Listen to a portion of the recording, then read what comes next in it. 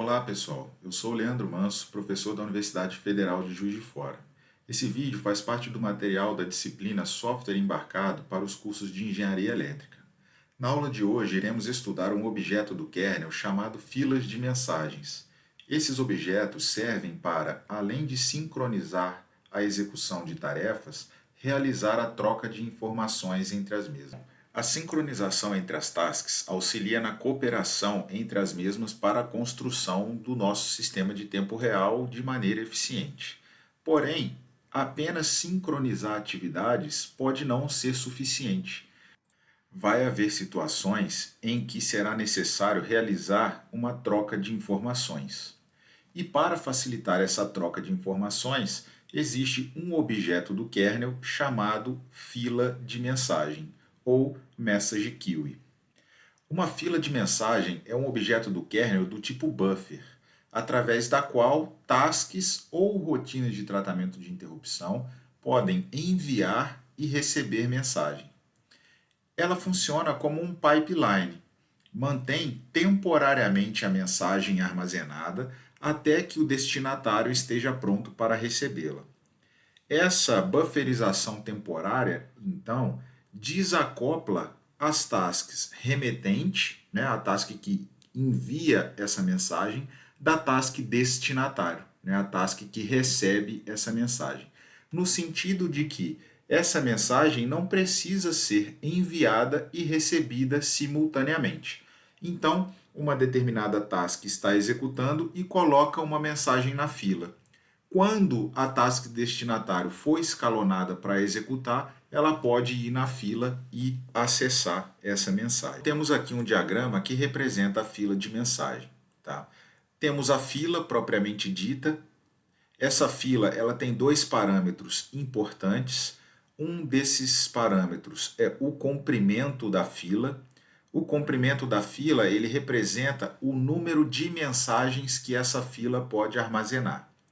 E outro parâmetro é o tamanho máximo da mensagem, que é, como o próprio nome diz, o tamanho máximo que uma mensagem pode ter. Então, nessa fila, eu posso ter mensagens menores do que esse máximo. Por exemplo, se uma fila tem 10 posições e o tamanho da mensagem é 20, eu posso ter até 10 mensagens de até comprimento 20. Então, posso ter mensagens de comprimento 5, 7, 10. Quando a gente cria essa fila, o kernel atribui a ela um bloco de controle, onde ele manterá as informações necessárias para a execução do sistema relativas a essa fila. O kernel vai precisar reservar uma região de memória para armazenar as mensagens dessa fila.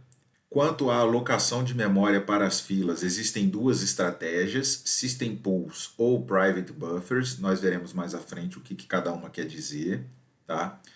E a essa fila de mensagens são associadas duas Tasks Waiting List. Né? Lembrando que uma Task Waiting List é uma fila em que as tasks ficam ordenadas no estado blocked à espera de alguma condição. No caso aqui da fila de mensagem, a gente tem uma Task Waiting List do lado dos remetentes. Então, vão ficar aqui todas as tasks que estiverem bloqueadas à espera por enviar uma mensagem para essa fila. E a gente tem a Task Waiting List no lado dos destinatários, em que vão estar ordenadas aqui as tasks que estejam bloqueadas à espera de uma mensagem nessa fila. Quando uma task vai parar em cada uma dessas Task Waiting Lists, a gente vai ver mais adiante. Nós temos aqui um diagrama de estados para uma fila de mensagem. A fila ela pode estar em três estados diferentes. Ela pode estar vazia, quando não há nenhuma mensagem armazenada nessa fila. Ela pode estar não vazia, quando ela possui algumas mensagens, mas ela ainda não está completa. E ela pode estar cheia, que é quando ela vai estar com a sua capacidade máxima. E aí, bom, se a fila está no estado vazia, significa que ela tem capacidade para receber mensagens, Então, tasks que tentam escrever mensagens nessa fila vão conseguir, né, vão ser bem-sucedidas, mas ela não tem mensagem nenhuma disponível. Então, as tasks que tentarem ler mensagens nessa fila podem optar por ficarem bloqueadas à espera de uma mensagem. Tá? Então, quando a fila está vazia e uma task quer ler uma mensagem nessa fila, essa task pode optar por ir para o estado blocked à espera dessa mensagem. Quando a fila está no estado não vazia, significa que eu tenho algumas mensagens na fila, mas ainda tenho espaço para mais mensagens. Então, se uma task tenta escrever mensagens nessa fila, essa task consegue, e se uma task tenta ler mensagens nessa fila, ela também consegue. No estado cheia, a fila está na sua capacidade máxima, portanto, tasks que tentam escrever mensagens nessa fila não conseguem e dessa maneira podem optar por ficarem bloqueadas à espera de um espaço nessa fila para escrever a mensagem, mas as tasks que tentam ler mensagens na fila conseguem e podem dar prosseguimento na sua execução. E aí, como a gente já falou, se uma task tenta ler uma mensagem quando a fila estiver vazia, essa task pode optar por se bloquear à espera dessa mensagem. E aí ela vai entrar na Task Waiting List do lado dos destinatários. As Task Waiting Lists das filas de mensagem também são ordenadas por ordem de prioridade e as tasks de mesma prioridade são ordenadas por ordem de chegada.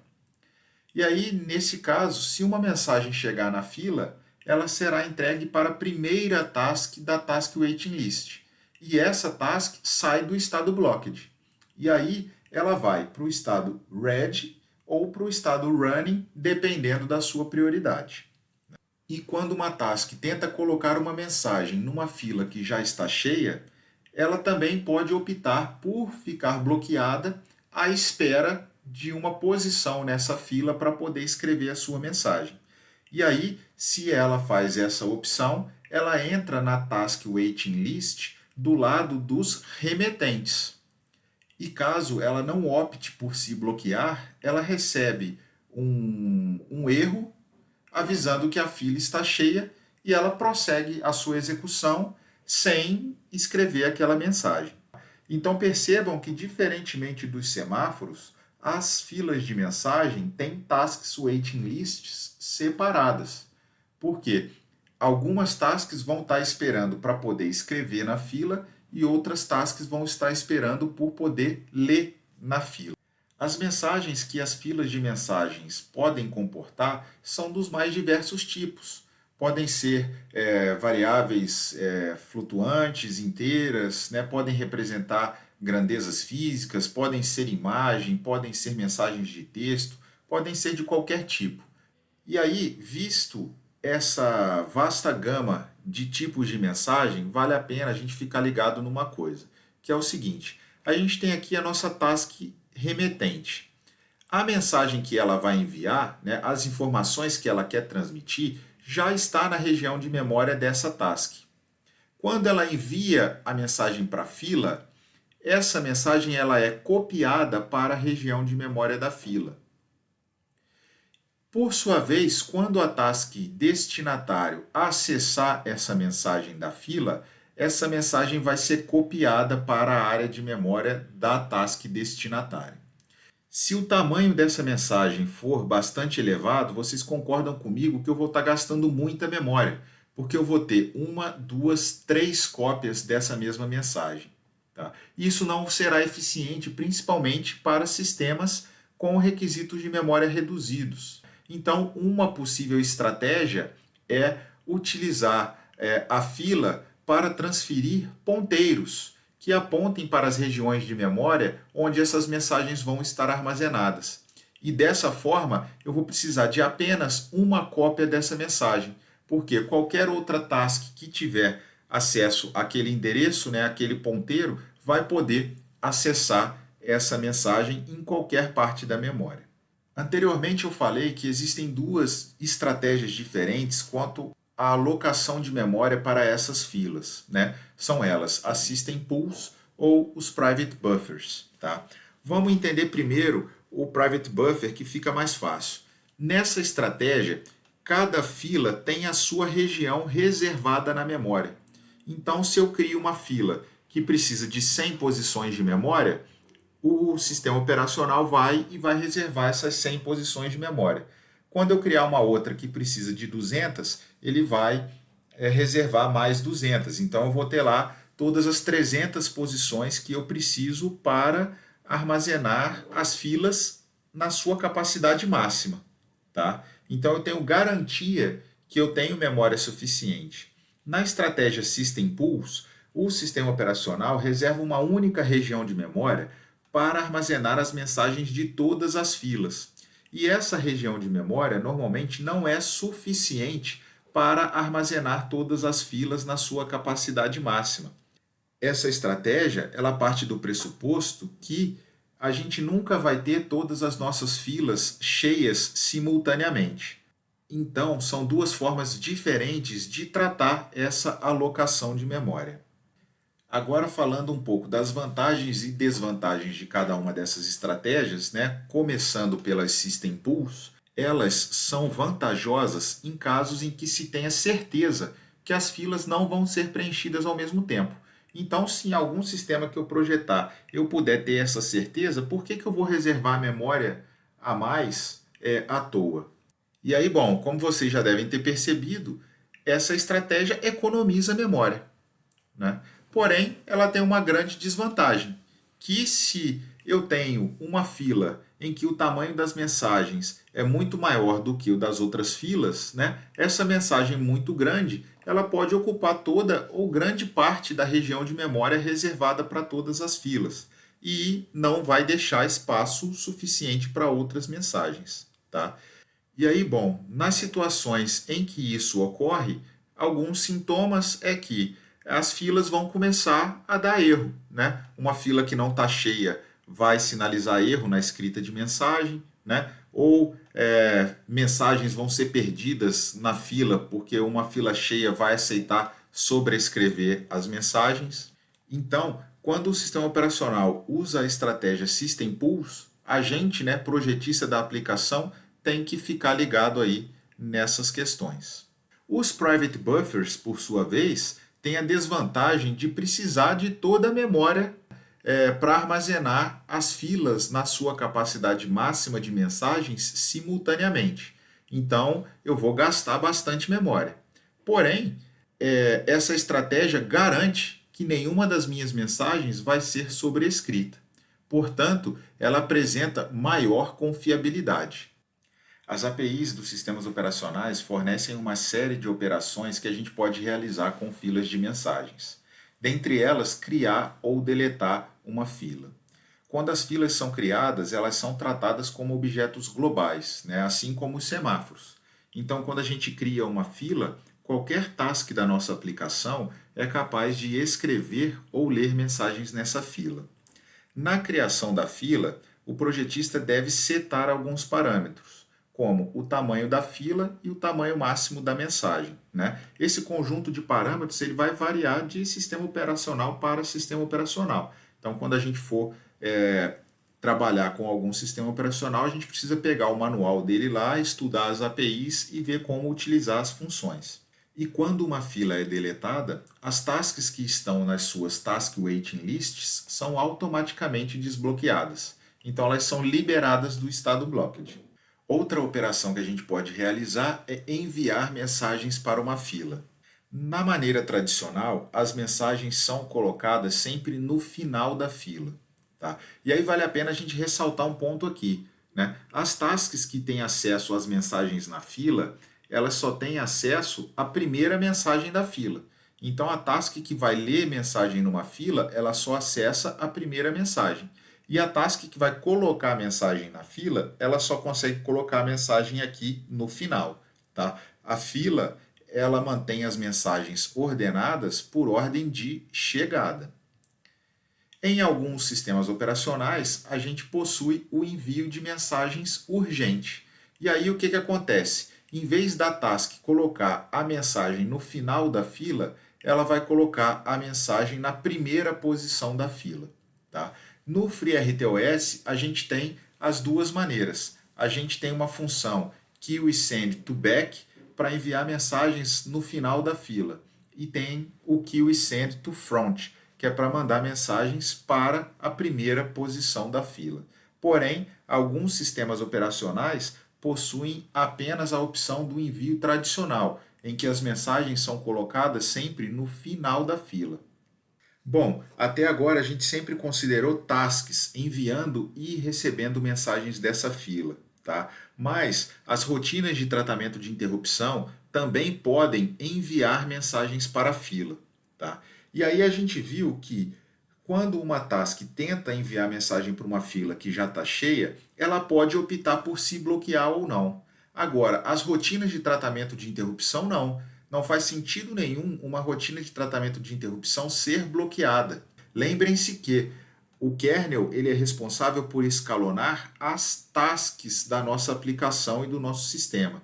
As rotinas de tratamento de interrupção, elas continuam sendo disparadas pelos eventos de hardware. Então, uma rotina de tratamento de interrupção não pode ir parar no estado blocked. Aqui só lembrando, né, que as tasks que tentam enviar mensagens para uma fila que já está cheia, elas ficam na task waiting list dos remetentes, ordenadas por nível de prioridade.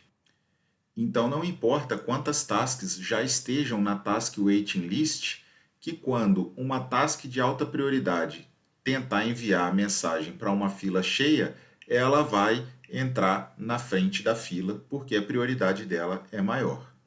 Outra operação que a gente pode realizar é receber mensagens de uma fila, né? A gente pode ler mensagens de uma fila. No geral, essas leituras podem ser feitas de duas maneiras, porém, nem todos os kernels de sistemas operacionais de tempo real suportam os dois tipos. Tá? O primeiro tipo é a leitura destrutiva, ou seja, quando a task vai lá e lê uma mensagem da fila, essa mensagem ela é removida da fila.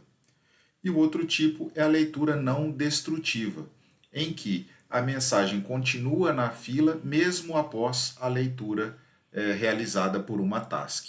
Tá? A leitura não destrutiva não é muito comum em sistemas operacionais de tempo real. O FreeRTOS permite apenas a leitura de maneira destrutiva. Tá?